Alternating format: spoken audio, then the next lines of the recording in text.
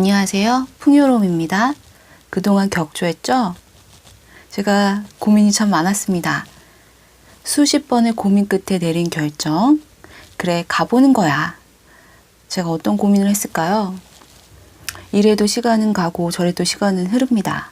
삶을 살아가는 동안 많은 순간을 좀 더 나은 사람이 되기 위해서 내 생활 반경 후회하지 않는 삶을 살기 위해 사회에, 가족에 소속되어서 그저 그렇게 살아가다가 하정우의 에세이에서 동기부여를 받았습니다. 하정우라는 배우는 걷기를 예찬하고 현대인들이 치열하게 일한 만큼 휴식을 취한다기보다 지치고 피로한 자신을 그냥 내버려 두는 것이 휴식이라고 생각하고서 자기 자신을 그대로 던져두는 방기를 하다가 누적된 피로를 방에 잠시 풀어두어 그대로 출근할 때가 되면 짊어지고 나가는 꼴이 되는 경우가 많다며 휴식은 아무것도 하지 않는 것이 아니라 적어도 일할 때처럼 공들여서 내 몸과 마음을 돌봐야 한다는 말에 저의 마음이 격하게 동의하게 되었습니다. 그래서 여행을 계획하게 되었죠.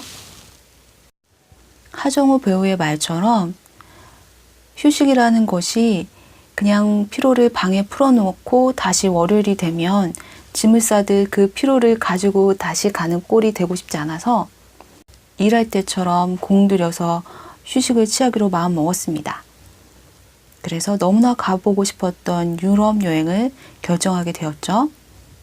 결정하기 전까지 저의 경제적인 여건, 그리고 저의 체력, 그리고 주변 상황들을 수십 번, 아니 그보다 더 많이 고민했지만 결론은 갔다 오기 잘했다 였습니다. 그간은 자꾸 피로가 쌓이게 되고 여러 가지 주변 상황을 보게 되니까 마음이 가라앉고 늘 피곤하고 지쳤거든요. 근데 여행을 계획하면서 여행이라는 것이 설렘을 주고 활력을 주더라고요. 여행을 계획하는 단계에서는 걱정과 고민의 연속이었습니다. 하지만 일을 저지르고 나니까 모든 것이 일사천리로 진행되었어요.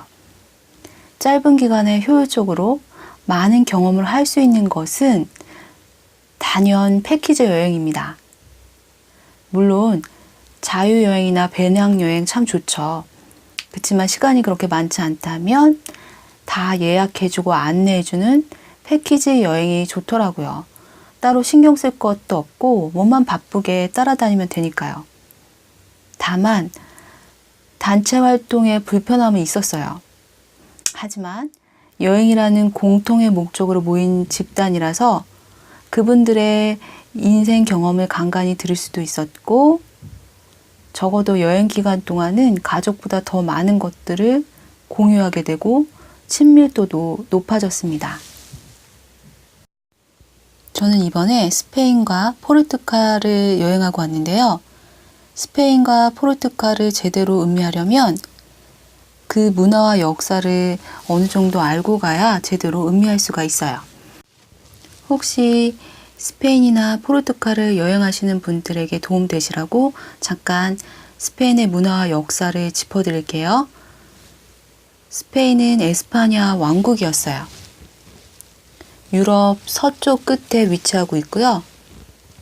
동쪽 지중해와 서쪽 대서양 사이 북쪽 프랑스를 거쳐서 유럽으로 통과하고 남쪽 바다 건너 아프리카와 연결된 나라입니다.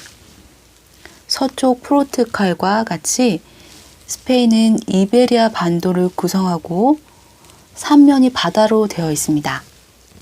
스페인은 로마, 이슬람, 카톨릭이 순차적으로 지배하면서 종교 전쟁이 끊이지 않았던 나라였어요.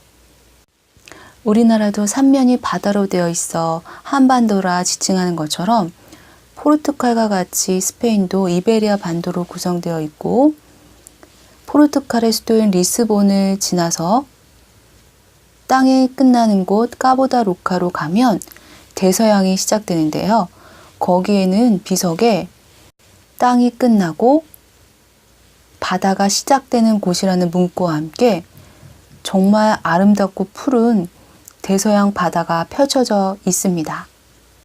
우리나라 해남의 땅끝마을만큼 포르투갈의 까보다 로카의 대서양은 아름답고 경이로우며 하늘빛인지 물빛인지 구분할 수 없을 만큼 푸르른 그 바다를 보면서 답답한 마음이 탁 트이는 경험을 하게 되었습니다. 스페인은 세계적인 예술가들을 많이 배출했는데요. 세계적인 화가로는 엘 그레코와 고야가 있습니다. 프라도 미술관에 가면 고야의 작품들을 감상하실 수 있어요. 세계적인 작가로는 노인과 바다를 쓴 해밍웨이가 있는데요. 해밍웨이는 론다에서 무기여 잘 있거라, 누구를 위하여 종은 울리나와 같은 작품을 썼고요. 누구를 위하여 종은 울리나는 해밍웨이가 스페인 내전 후의 경험을 소재로 론다에서 절경을 바라보며 커다란 철로 된 종이 바람에 흔들흔들 울려 퍼지는 종소리를 들으면서 글을 썼다고 하네요. 스페인이 사랑한 최고의 건축가는 누구일까요? 여러분도 잘 아시는 가우디입니다. 가우디의 대표작은 성가족 성당이 있고요. 또 아름다운 조각공원인 구엘공원이 있고요. 구엘공원은 유네스코가 지정한 세계문화유산이죠. 그리고 몬세라트의 기암개벽에서 영감을 얻어서 완성된 천재 건축가 가우디의 마지막 건축물은 무엇일까요? 까사밀라입니다. 이 까사밀라도 유네스코 세계문화유산으로 지정되어 있죠. 스페인 하면 무엇이 떠오르죠?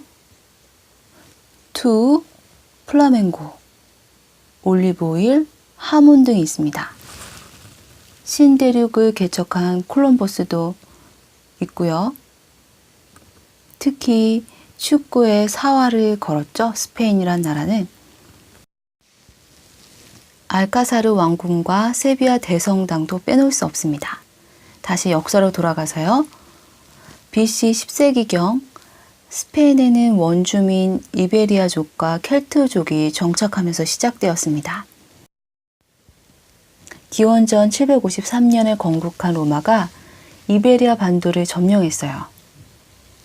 7년에 걸쳐 프랑스를 점령했던 로마는 이베리아 반도는 200년이라는 세월에 걸쳐서 점령을 했어요.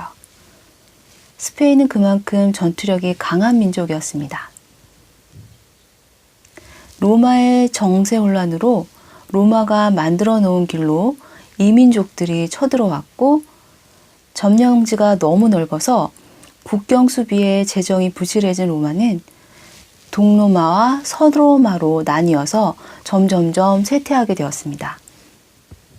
이 쇠퇴한 틈을 타서 서고트 왕국이 스페인 남부에서 동로마 제국을 몰아내고 종교를 카톨릭으로 정하였습니다. 서고트 왕국은 귀족끼리 혼인하는 혈통주의였고요.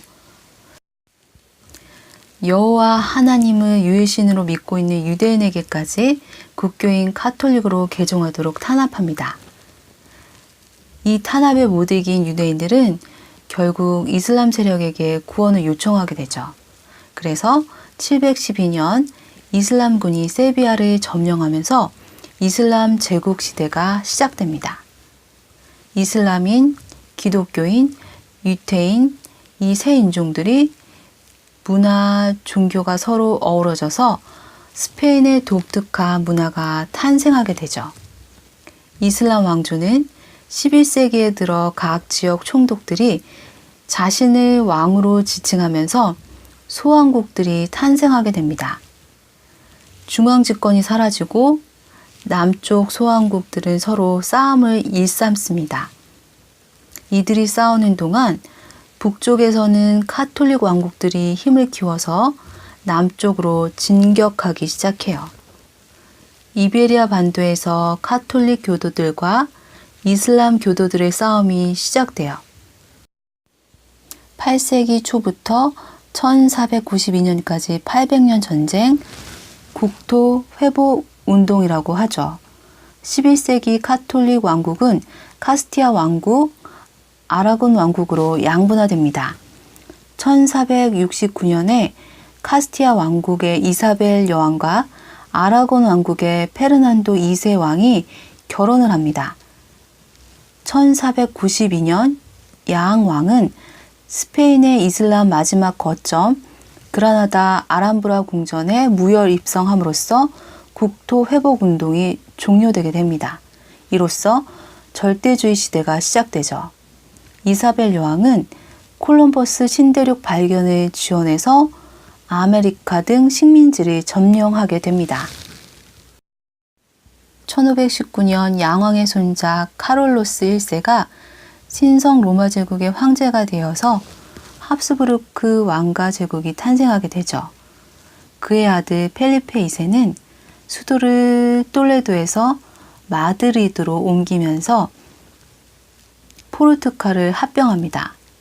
16, 17세기에는 정치, 경제, 문화가 발달한 황금 시대로서 스페인 최대의 번영을 누려 태양이 지지 않는 스페인 제국을 이루게 되죠. 그 후 식민지 독립운동, 정치적 혼란, 나폴레옹의 침략을 받게 됩니다. 프랑코 장군이 1939년 내전을 진압하고 총통이 되어서 36년간 독재 정치를 하게 되죠. 총통이 죽고 입헌 군주제로 오늘날까지 이르게 됩니다. 지금까지 스페인의 역사와 문화를 잠깐 살펴봤고요. 이토록 독특한 문화와 역사로 많은 사람들을 매료시킨 스페인은 제가 부활절을 맞이해서 진정한 카톨릭 문화의 산물인 대성당들을 돌아보면서 그리고 많은 예술 작품들과 그 지역의 특징을 잘 나타내주는 광장들 그리고 웅장한 자연 경관들 이런 것들을 보면서 비록 길고 먼 여행이었지만 제게는 참 의미 있는 여행이었습니다. 이번 여행을 통해서 하정우 배우의 글을 통해서 내 인생길에 꽤 괜찮은 휴식을, 기억들을, 추억들을 쌓았구나 하는 생각이 들고요. 여행이 주는 설레임과 상쾌한 에너지가 앞으로도 생활하면서 쭉 계속 이어지기를 희망합니다. 여러분들도 이러한 에너지를 같이 느껴갈 수 있었으면 좋겠습니다. 하정우 배우의 걷는 사람이라는 글을 통해서 뭔가 시작할 수 있는 동기부여를 해줘서 참 감사하고요. 기회가 되면 하정우 배우에게 사인을 꼭 받고 싶다는 생각이 드네요. 그런 생각 잘 하진 않는데 이 사람의 책을 통해서 여러 가지 생각하고 동기부여 받은 것들도 있고 그것을 제가 몸소 여행으로서 실천함으로써 굉장한 에너지를 얻었거든요. 여러분도 여러분의 개인의 역사를 새롭게 하나하나 써가고 그것을 행동으로 옮겨 나갈 때 새로운 기적을 맛볼 수 있고요. 새로운 길이 발견될 수 있습니다. 휴식도 일하는 것만큼 공들여서 보내야 한다는 것 잊지 마시고요. 다음 시간에 만나요. 끝까지 들어주셔서 감사합니다.